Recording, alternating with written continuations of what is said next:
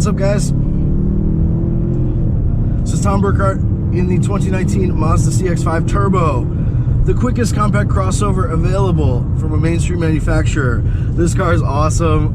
We're doing a head cam POV this time because I'm having some GoPro Hero 6 sound issues and ordered new microphones, but they are they don't work. You have to, I guess, get the official GoPro crap for it to work.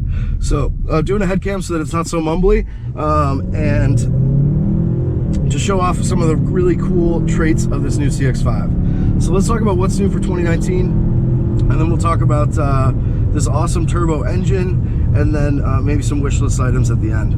We're back in our old haunt with this twisty roads because this CX-5 handles so well and it's so speedy now. It's going to be very fun. Alrighty, so what's new for 2019? So new wheels and for all the CX-5s, and some new tech that's standard, but particularly great stuff at the top of the range. So you have a new edition, which is the CX-5 Grand Touring Reserve from 34K, and then you have this CX-5 Signature. Both of these are standard with all-wheel drive, and they come standard with the Skyactiv G 2.5T turbo engine.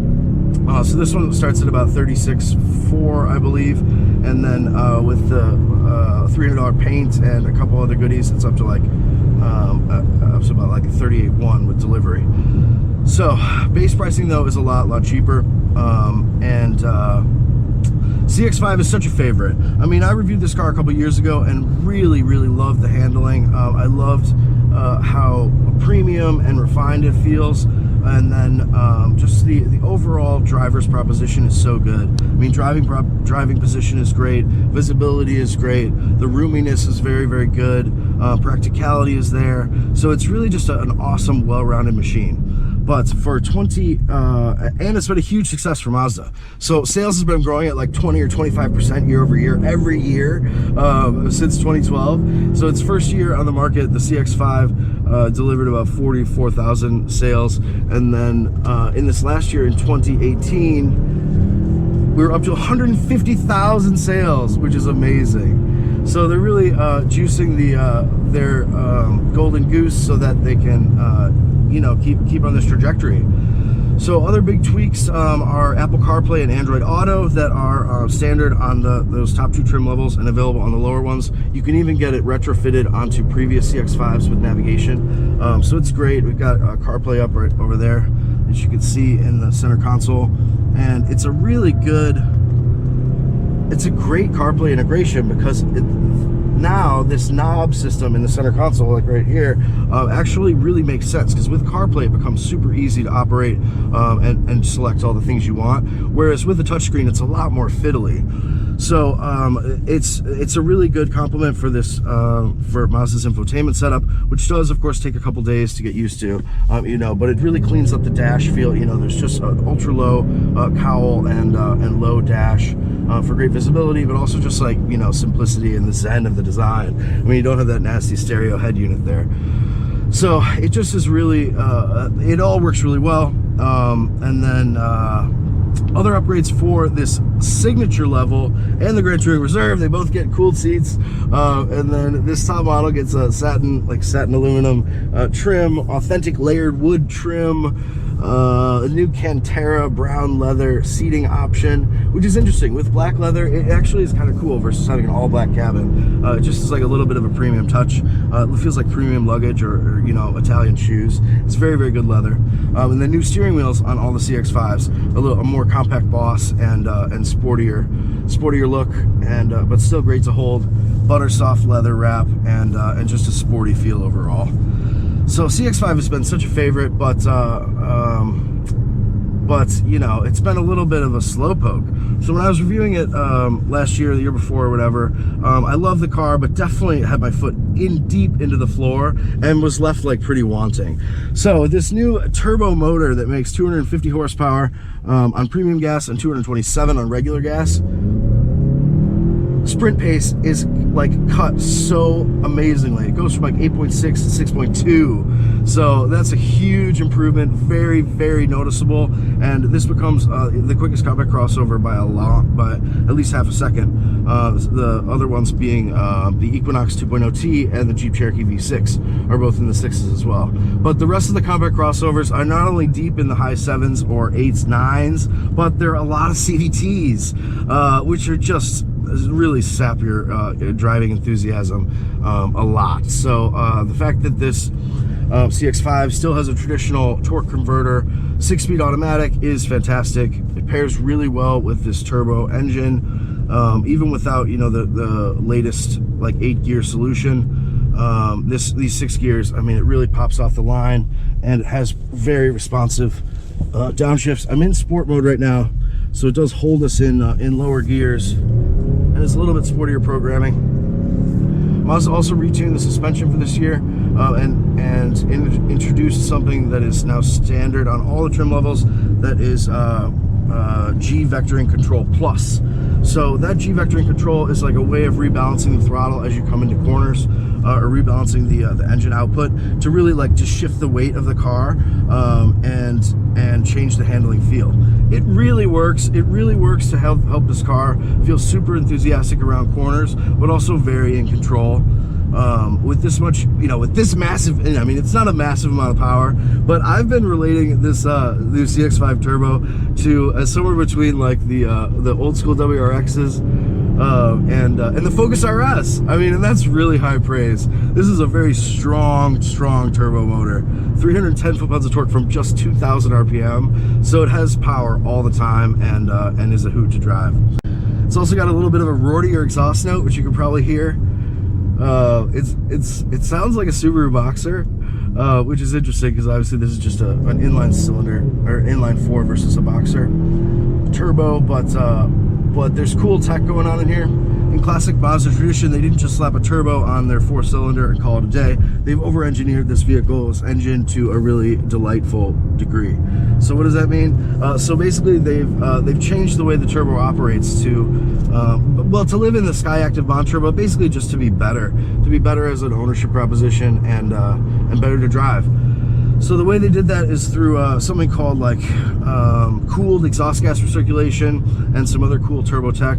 But the exhaust thing is really great because it makes the car feel totally lagless. It basically just like, instead of spraying extra gas into the cylinders when the exhaust gas in the turbo is spooling up super hot, to cool it down, they'll spray on extra gas. It's the traditional turbo method. But that really hurts real world fuel economy, and you know, and it's just not ideal, because then your numbers are nowhere close to what they were in the EPA once you get in the throttle, which is just frustrating. And it's just like, engineering wise, it's like an inelegant solution. So what they've done here is instead of just squirting more gas in, they've got an actual cooled exhaust valve that opens and sucks in cool air as the exhaust gases are really spinning that turbine. And the result is that, you know, in addition to being totally lagless, it's more efficient. It's much more efficient in real world driving than it is than other turbos. In the last couple of days, I've been flogging this machine because, you know, you have different power levels based on what fuel you put in. And I think it was on premium when they brought it here, but I wasn't sure. So I just wanted to make sure, like, okay, I want to fill it up with premium so that I can really experience the full 250 ponies. And it was hard to get the gas tank to go even below half a tank in a week. I was really flooring it everywhere, and couldn't do it. So yeah, we got it to like a little below half tank, and then filled it up this morning with premium. Still, I think like I said, it had premium before, so it had all the power and the goods, but you know, being a turbo, it's going to be very you know, tunable either electronically or through some mechanical changes to the induction and exhaust. I mean, you could easily have this machine putting out 300 horsepower for about, you know, $1,500 to $2,000 in investment, which is really cool. I mean, it's just really unusual in the compact crossover segment to have a vehicle that's this fun and sporty. And I've really been asked a couple times, like, what is the most fun compact crossover out there? And it's been a hard question to answer because none of them are fun, except this one. I mean, maybe like the X, you know, like the, I don't know, X1 is like, oh, I can't even say that with a straight face. The X1 is horrible. Q3 is horrible. And those are like the super premium. The GLA is like indescribably bad. So even though those cars are relatively quick and sophisticated, they're almost 50K with any options, and they're teeny, and they're just not. They're not practical. Whereas this CX-5 really has like a cool Q car appeal in the fact that it is. It looks just like all the other CX-5s, except now it's like a veritable rocket ship, relatively speaking. That 6.3 to 6.4-ish sprint to 60 is so much quicker than anything else that is a main competitor. So fantastic that Mazda has given us this great gift of turbo power and also a diesel option. So those are fantastic upgrades for 2019, and something that you'll definitely want to go for. You cannot get the turbo in the lower trim levels with front wheel drive, so it's really from 34K you can have this turbo motor. With those premium trim levels come really great equipment. So like obviously a lot of the cabin upgrades we mentioned and a lot of that really good stuff is like totally standard. Like this Signature, for example, has everything, and the only options it has is like illuminated sill plates, the special paint, and like a cargo mat or something, or cargo something. So it's like, it's totally loaded, and it's fantastic. So I love it. The only thing to tell this CX-5 apart versus the other regular humdrum CX-5s, they're all great, genuinely, but the slower ones, the more efficient ones, is that there's a little bit of a badge on the back below the CX-5 logo on the tailgate that says S and then G. So that's S for Signature and then G for the Skyactiv G turbo power. But otherwise it looks very, very similar. I mean, there's new wheels for all that are like anthracite gray for all the CX-5s, but these are 19s, and they really help correct some of the weird, from some front quarter angles, the previous, or CX-5s on small wheels look a little like awkward for some reason, but this vehicle on 19s avoids that completely, and is really all the better for it. It rides a little firmer, has a little better road holding,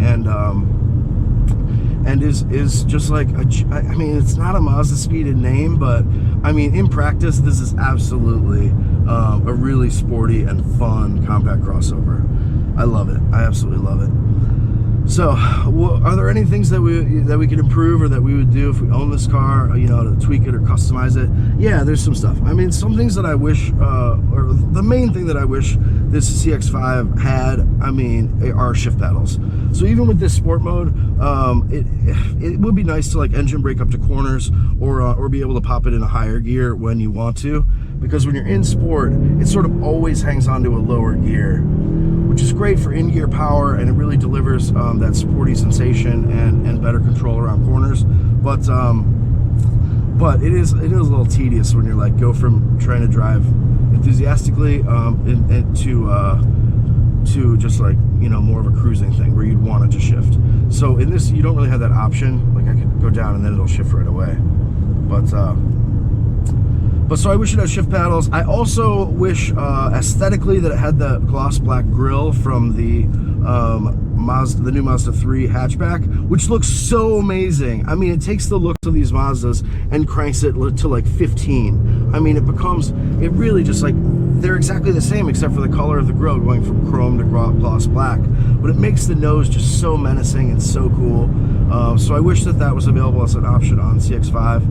I'm not sure if the chrome piece is integrated into the plastic bumper. I think it is, in which case it would be really hard to respray, but you could wrap it, and if the chrome piece is different, you could obviously just disassemble that and then have it resprayed and pick it up the next day, and then you can have that gloss black awesomeness. Handling is great.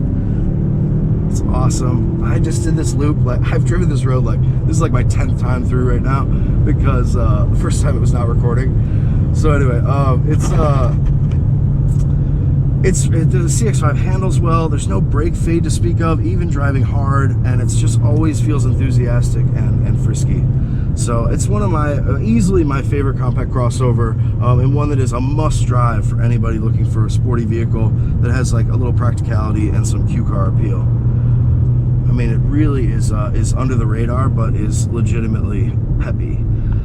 So I'm a big fan. All right, so shift paddles and then a gloss black grille on the wish list. Scrabbling. The all-wheel drive system, it doesn't feel as Subaru-ish with like a lot of, you know, in terms of the bush from the back, but it does give you, it will correct any kind of like inside front wheel squabble and send power to the back and be pretty sporty in that way. So that's good, and it really works well. Another gripe that people have mentioned is that stability control intervention is pretty, you know, unforgiving. It doesn't really let you get away with much, but it's been dry here, so I haven't really noticed that at all. It just seems to be like have unstickable grip and a lot of power to play with. So, all right, any other wish list items? I mean, CarPlay is here, still has the amazing sportiness intact, you know, in terms of like the driver input, steering feel, overall handling dynamics. Brakes feel great. I mean, it's really very precise. The ride is comfortable, but it is like a little on the sportier side because there's no float, you know, as a result of that. This doesn't float around or become like wallowy at all in any sense. So that is great. And it really is game for these you know, fun drives.